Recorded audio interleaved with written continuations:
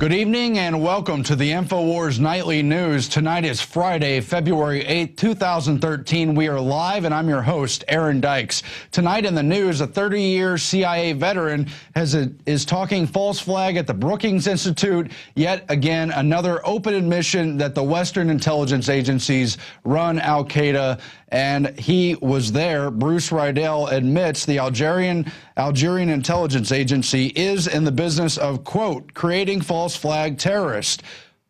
This on the heels, of course, of the BP oil plant attack there in Algeria. Riedel gives a description of the Algerian counterterrorism unit, DRS, and its methods, saying, quote, the DRS is known for its tactic of infiltrating terrorist groups, creating false flag terrorists, and trying to control them.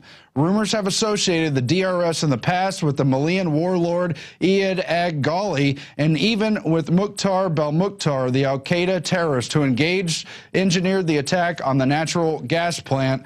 So this is a CIA veteran admitting that the Algerian intelligence agency is in the business of, quote, creating false flag, of course, in concert with Western intelligence agencies. And it's not the first time. Brookings, of course, often molds the idea of provocating to get their geopolitical agenda achieved. In a 2009 paper, they discussed the possibility of, quote, horrific provocation, saying in part, it is not impossible that Tehran might take some action that would justify an American invasion. And it is certainly the case that if Washington sought such a provocation, it could take actions that might make it more likely Tehran would do so, although being too obvious about this could nullify the provocation. However, since it would be up to Iran to make the provocation move, the United States would never know for sure when it would get the prerequisite Iran provocation. In fact, it might never come. Of course, many other think tanks also have discussed false flags to begin wars and other such events. Patrick Clausen from the Washington Institute for Near East Policy said earlier in September 2012, in part, if the Iranians aren't going to compromise, it would be best if someone else started the war. And those comments went on and on as he listed numerous false flag attacks that started some of the most famous wars in the United States. Just one among them, the Gulf of Tonkin the Gulf of Tonkin Institute. Meanwhile, Massachusetts has banned travel, declaring a state of emergency ahead of the blizzard. Their governor, Deval Patrick, banned travel as of 4 p.m. today and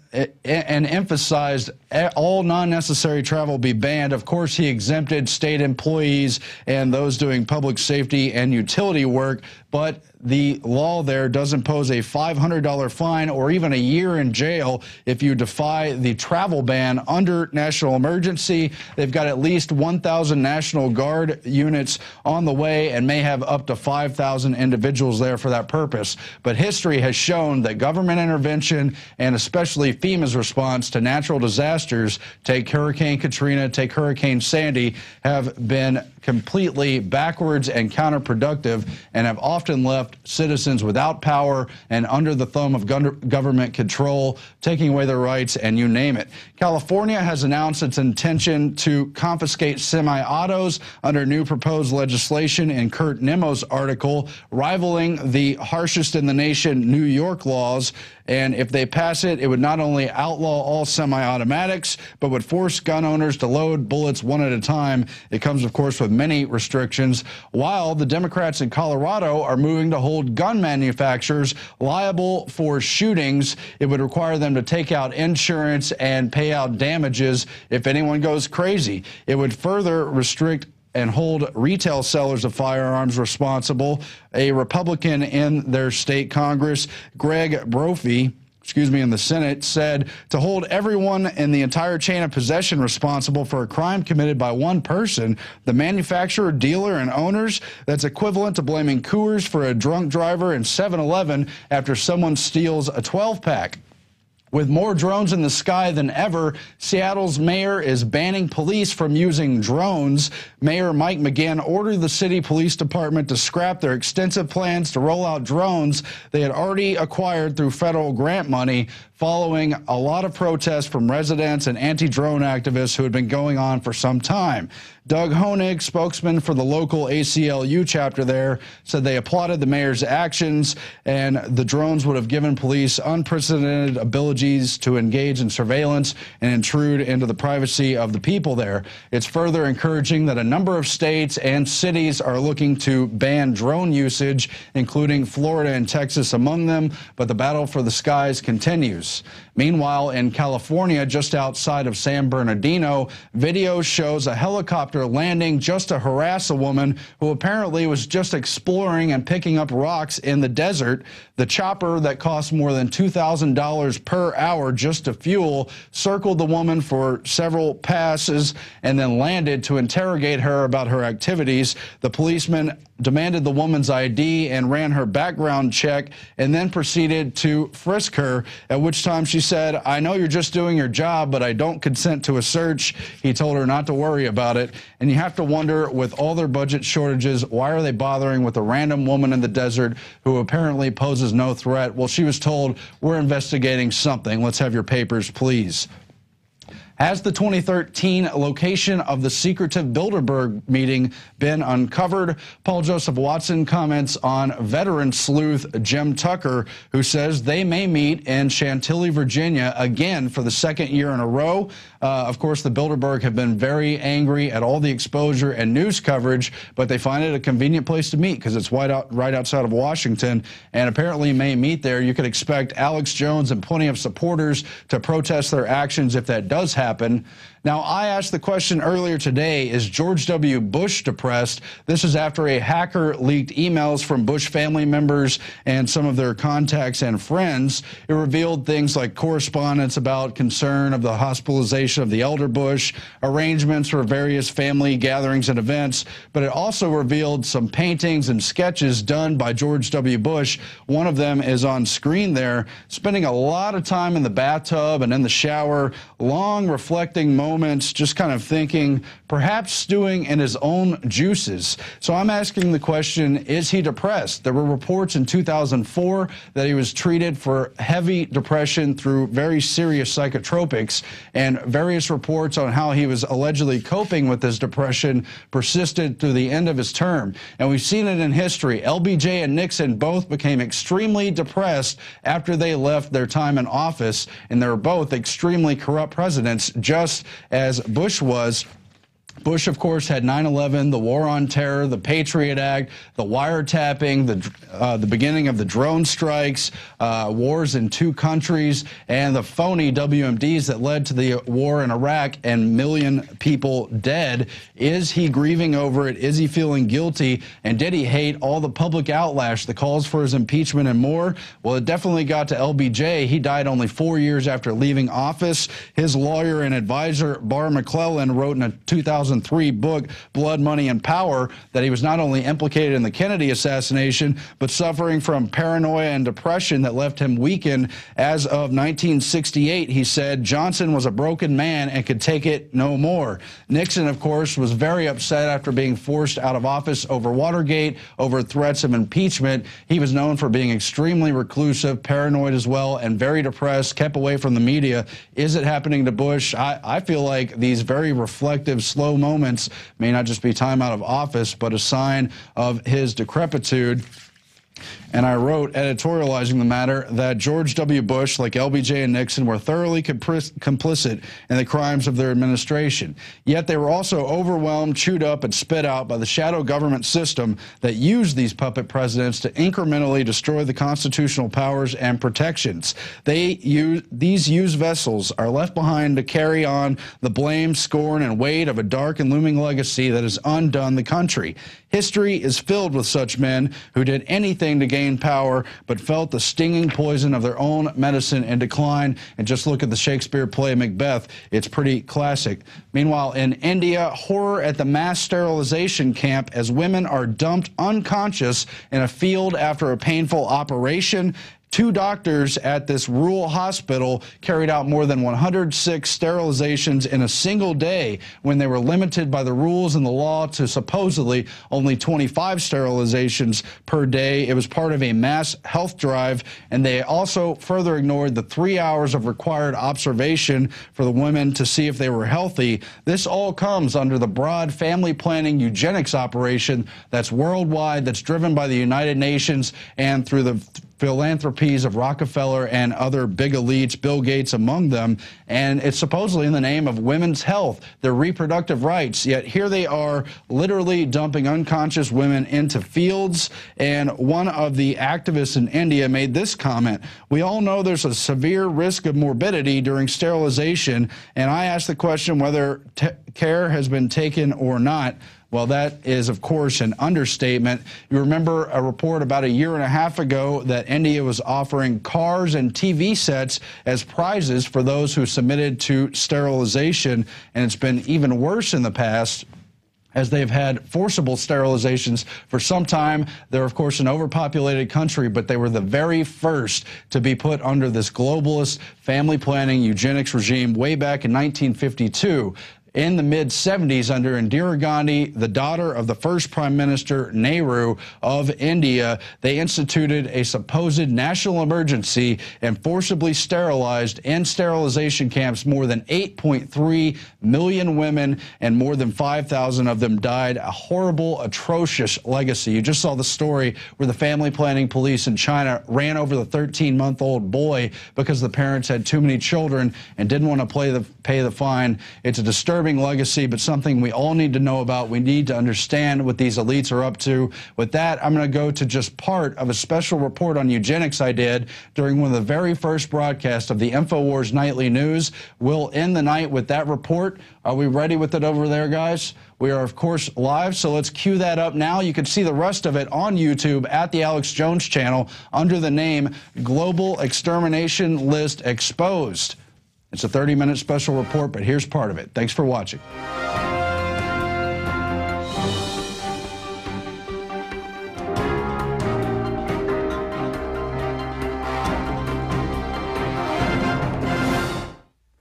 Increasingly, through selective breeding, the differences between rulers and ruled will increase until they are almost different species.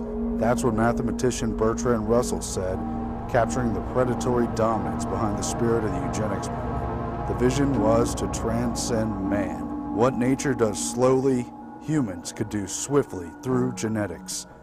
Sir Francis Galton, first cousin of Charles Darwin, coined the term eugenics, and through the Royal Society in London brought it to prominence. Powerful and wealthy industrialists who'd concentrated huge monopolies at the height of the Industrial Revolution seized upon the elitist treatise, fueling an international movement for eugenics as a means of keeping the masses of humanity under their yoke. Human labor lost value under the rise of technology. Life had become cheap as an emerging scientific dictatorship made man a mere cog in a vast machine. Eugenics became more than just a policy to guide reproduction wisely. It evolved into many branches of control under state power. From eugenic sterilization laws in the United States and Britain, to the extermination policies of the Nazis and other dictators, to controls on the use of resources, carbon taxes, and the number of children families can have, the New World Order emerged from the shadows, and the state religion of population control became an all-out war against the individual and family.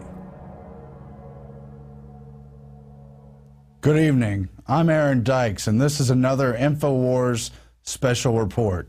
Tonight, we're going to go in depth and look into the eugenics movement and what it means for our modern society and how we came to be mere pets in this system which seeks total control under the New World Order.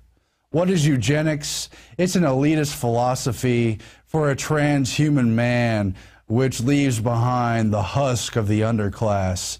It's a way to wipe out the regular man and devalue human labor.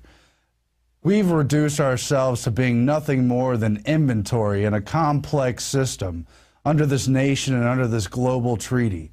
There really is population control in the literal sense going on this planet, and we're tagged, traced, and numbered.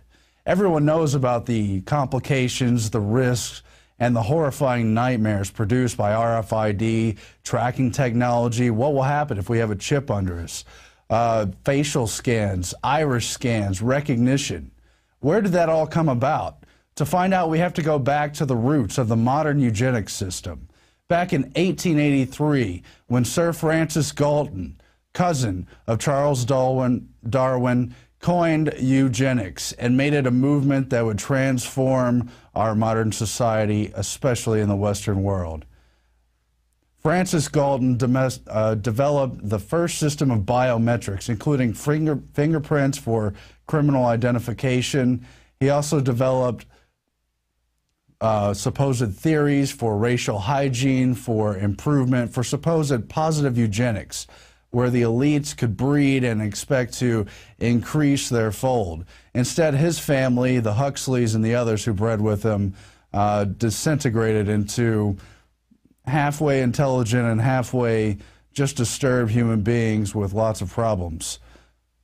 But the system he set up emerged not only in the UK, where he was part of the Royal Society of London, but also in the US at the Eugenics Record Office at Cold Springs Harbor Laboratory on the East Coast, where in the early 1900s, some of the most wealthy industrialists, including the Carnegie family, the Harrimans, and the Rockefellers, set up a centralized records office where they sent field workers out to talk to ordinary people to collect data, height, sex, history, number of people in the family, bloodlines, racial information, and centralize it all, hair samples, try to analyze it and try to figure out who was worth sterilizing and leaving behind in this world and who was worth breeding to increase the numbers of supposedly good humans. The use of IBM-developed Hollerith punch cards started being used in 1890 for the first U.S. census using modern scientific technology. This punch card allowed them to classify all these vital statistics and use the data to selectively analyze the population they were trying to control. That technology was further used by the eugenicist clique at Cold Springs Harbor for what was known as the Jamaican race mixing study, where in 1927 they studied the supposed benefits, risks, and tendencies of race mixing between, generally speaking, Negro and white populations and the so-called mulatto populations, all in Jamaica. That technology soon transferred over to Nazi Germany. These eugenic sterilization laws were not unique to Nazi Germany, though. The United States had these laws in more than 27 U.S. states, I believe 33 all told, set up starting in the early 1920s, but they didn't end until the late 70s and even early 80s, all disgracefully targeting the autonomy of the family and the individual, challenging the right to reproduce, and trying to bring in this eugenics world society. For a little more perspective on how bureaucracy became so tyrannical, let's look at the quote from Carroll Quigley, historian for the elite and author of Tragedy and Hope. He said that the modern man, the 20th century supposedly democratic man, will, in general, have his freedom and choice controlled within very narrow alternatives by the fact that he will be numbered from birth and followed as a number through his educational training, through his required military and other public service, through his tax contributions, through his health and medical requirements, and his final retirement and death benefits. Carroll Quigley warned us, or was simply observing, that we are a number from birth to death under this eugenics New World Order system, which is a centralized control system using the modern industrial technology. How did this become so dangerous? Well, it was the elites, including those who were already dominant and those who became dominant at the height of the Industrial Revolution, who established these super monopolies, which we know, the Rockefeller oil monopoly, the Carnegie steel monopoly, and the Harriman railroad monopoly, very emblematic of that. They paired up with the rising collectivist models, not only socialism and communism, but fascism, Nazism, which is National Socialism, and also the kind of New Deal set up under the FDR system and other similar systems. We continue in one version or another of that system today. We have our Social Security numbers and all the other things just mentioned by Carol Quigley. So we have baby's blood and databases. We have the Human Genome Project, which tries to analyze our racial data and draw conclusions and supposedly provide a more promising future. But what else are they using that for? And why does this collective model become so psychopathic? Let's look at a naked statement from George Bernard Shaw, a leading Fabian socialist who led the promise of socialism, which may sound like a good idea. They're going to take care of you. But look at that logo behind him. That's a wolf in sheep's clothing. He wasn't talking about a friendly socialism. He was talking about how under socialism, you would not be allowed to be poor. You would be forcibly fed, clothed, lodged, taught, and employed whether you liked it or not. But if it were discovered that you had not the character and industry enough to be worth all this trouble, you might be possibly executed in a kindly manner. But whilst you were permitted to live, you would have to live well. But however you lived, you would be a cog of the state, servile to this centralized system. Now, today we have the post-World War II United Nations system, which itself has branches. UNESCO, the branch for education, science, and culture, headed by eugenicist Julian Huxley, who's from that original eugenics family, which included the Darwins, the Galtons, and T.H. Huxley, who was the elder grandfather of the author Aldous Huxley, and Julian Huxley, the first head of UNESCO, also a transhumanist. You also have the United Nations Population Fund, which makes gross characterizations and recommendations, especially in developing and third world countries. You also have mechanisms like the World Bank and the IMF, now in the present day, using loan availability to supposedly improve and develop these countries as a condition to meet population reduction goals. Yes, there are population reduction goals, and the deep secret is that there's a global population database apparatus in use, not necessarily centralized in one location or another, but continued through the philosophy of these eugenicists and the collectivists, used today in our bureaucratic systems, but also used to analyze our supposed racial data and our supposed worth as human beings. We're looking now at a chart of the top foundations who were giving to population control causes in the year 2000. You can see that in the case of the Bill and Melinda Gates Foundation, hundreds of millions of dollars a year are going to causes, including but certainly not limited to abortion. You also have other top technocrats like the David and Lucille Packard Foundation of Hewlett-Packard, the other computer company, also giving hundreds of millions of dollars. The Ford Foundation, the Hewlett Foundation, the other half of HP, the Rockefeller Foundation, MacArthur, the Ted Turner Foundation, and the George Soros Open Society Institute, all contributing to overt and covert population control causes, especially in the developing and third world. Now let's take an even closer look at the Rockefeller Foundation, a prime example in the modern-day eugenics movements. They were, of course, very powerful industrial family, of course allied with even bigger families like the Rothschilds. And they learned that their oil empire was hated, especially in America, in the early parts of the 20th century. They were funding the birth control movement headed by Margaret Sanger. They were also funding the Nazi Germany Kaiser Wilhelm Institute, which was a huge vehicle for the entire Western European eugenics movement. They were further funding social engineering through many of the universities, including Caltech University in California, where they sought to use the early eugenics even before they discovered the full potential and exact mechanism of DNA, at least officially. And they were using some of the most famous scientists in the world to pursue research and development towards the biochemical engineering of man, to remake him into a compliant and willing servant of the state. They were literally using the emerging genetics and DNA information, what they knew about breeding in the genome, to produce the sort of citizens they wanted in what was already becoming the post-industrial world. You see, after the rise of machinery and centralized technology, the modern state, human labor lost its premium. It wasn't worth as much. And you look at where we are today in the 21st century with everything robots and nanotechnology and the sort of Ray Kurzweil vision of the future promises, and you can see that human beings as we know them, especially the masses, are not considered to be worth any more than the papers on this desk. They're just scenery, something to be kept if a good socialist government wants to keep after them, or to be just ruthlessly exterminated under this eugenics system. So the Rockefellers have been part of that, and even after the war, they used the environmentalism vehicles, the carbon tax vehicles, and especially the vaccines and genetically modified food vehicles to target humanity from the perspective of his biosphere and from the perspective of within his and her own body. It's disgusting, ladies and gentlemen, but we could see that this global apparatus, which is tracking the population and seeking to control it, has been all over the world in an organized manner.